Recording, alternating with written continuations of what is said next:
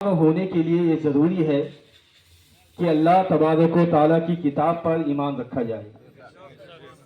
قرآن مقدس اللہ تبارک و تعالیٰ کی جتنی کتابیں ہیں ان تمام کتابوں میں سب سے افضل و اعلیٰ کتاب کا نام ہے۔ قرآن مقدس ایسی کتاب ہے، اگر کوئی بندہ قرآن مقدس کی ایک آیت کا انکار کرے، ایک آیت کے انکار کرنے کی بنیاد پر وہ کافر ہو جائے گا۔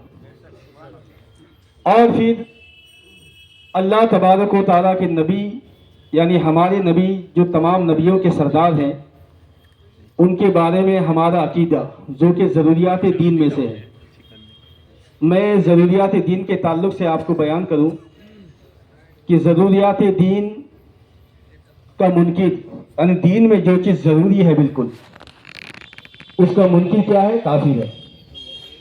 تو یہ ضروریات دین میں سے ہے کہ رسول پاک ہم جیسا نہیں ہے، یہ ضروریات دین میں سے ہے۔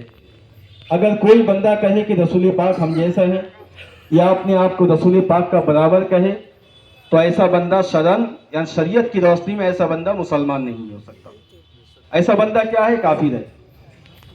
اب اللہ تبارک و تعالیٰ کے رسول صلی اللہ علیہ وسلم نے کیا کہا ہے کہ اللہ تبارک و تعالیٰ ایک ہے، اور ہمارا کلمہ کیا ہے؟ لا الہ الا اللہ محمد رسول اللہ صلی اللہ تعالیٰ علیہ وسلم۔ اس کا معنی جو اس میں جو پہلا جملہ ہے لا الہ الا اللہ، نہیں کوئی معبود سوائے اللہ کے، یعنی اللہ تبارک و تعالیٰ کے سوا کوئی معبود نہیں، یعنی اللہ تبارک و تعالیٰ جو ہے ایک ہے اور وہی معبود حقیقی ہے، اس کے علاوہ کوئی معبود نہیں ہے۔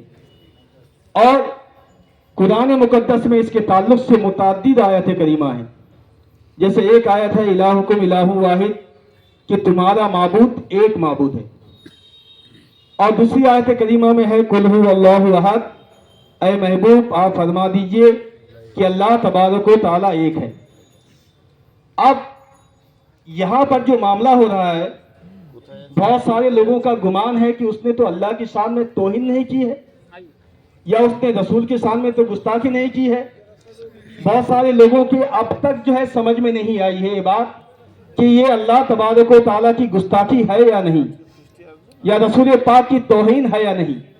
میں اس کے تعلق سے چند باتیں انشاءاللہ العزیز بیان کروں گا جو کہ قیمتی ہے۔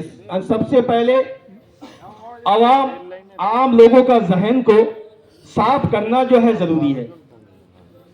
تو میں پہلے بیان کروں کہ اس نے واقعی اللہ تبارک و تعالیٰ کی گستاخی کی ہے یا نہیں، یا نبی کو اپنے برابر کہا ہے یا نہیں، سمجھا ہے یا نہیں، میں اسی کے تعلق سے بیان کروں۔ اس بندے نے جو کہا ہے، بہت سارے لوگوں نے اس کو دیکھا ہوگا یعنی موبائل وغیرہ کے ذریعے سے، اور جو نہیں سنے ہیں یا نہیں دیکھے ہیں میں دوبارہ اس کی یعنی چند باتوں کو ریپیٹ کر دیتا ہوں۔ ایک، اس بندے نے کہا ہے کہ یہ جو میرا چہرہ ہے معاذ اللہ یہی اللہ کا چہرہ ہے، اور اس نے ایک جملہ بھی کہا ہے کہ یہ جو باڈی ہے، یہ جو جسم ہے، یہ یعنی یہی اللہ تبارک و تعالیٰ ہے معاذ اللہ۔